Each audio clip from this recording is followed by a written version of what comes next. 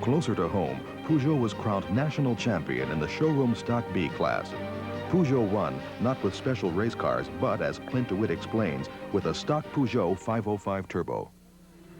Really all we do is make sure that everything is as it should be, up to stock conditions, make sure that all the lubricants are fresh, make sure all the nuts are tight, and so on, and of course install the required safety equipment. It is not a special racing engine. You're not allowed to do anything to soup the car up other than to very carefully tune it. All over the country, drivers entered their own 505s in Sports Car Club of America national races, intent on earning enough points to get invited to the national runoffs at the Road Atlanta racetrack in October. The Fall Classic of Racing features the very best of more than 12,000 racers who compete all year for a national championship. Well, it's been a very successful first season. We started late in the year, so we didn't have the time to build up momentum. We were able to qualify 6 individuals for Road Atlanta, which is unusual for a first year in the motorsport operation. Well, it's a good testimony to the durability and dependability and the performance image of the Peugeot. We were able to use motorsport as a basis to prove to a motoring public the performance potential of our car.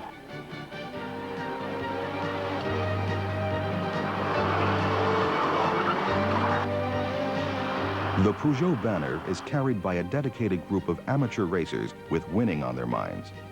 For Walt Bauer, a defense attorney from Oklahoma, this is his first season in showroom stock. I think the big selling point to me is the durability of the vehicle. Clint DeWitt is a veteran showroom stock racer who switched to Peugeot for a very good reason.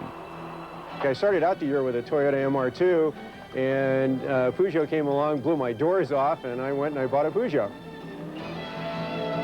Tom Hughes won 5 races and 6 outings. Probably the most competitive car we've found in the class. They're amazed by it, totally amazed. Dr. Gary Brown from Oklahoma City was making his first appearance at the runoffs after a season where he put his 505 Turbo in the winner's circle 7 times. Well, the thing that surprised me is that a 4-door car handles as well as it does. The suspension is phenomenal for what we do to it. It really is. Victor Van Tress drove his 505 all the way from California to Georgia just to run in this one race. We were so pleasantly surprised to find out how competitive the car was out of the get-go. When the race started, the Peugeot teams were ready. We have a green. Good start, very clean this time. Now the jockey for position is going to get real crowded at 1. The Peugeots aren't hard to pick out at this race.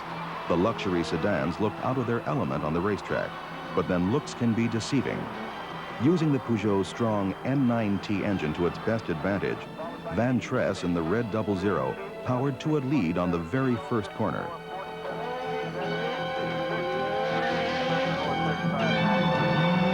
This is very serious racing where a lapse in concentration or a mechanical failure can have disastrous consequences. Some drivers found their cars not up to the grind and challenge of all-out performance competition.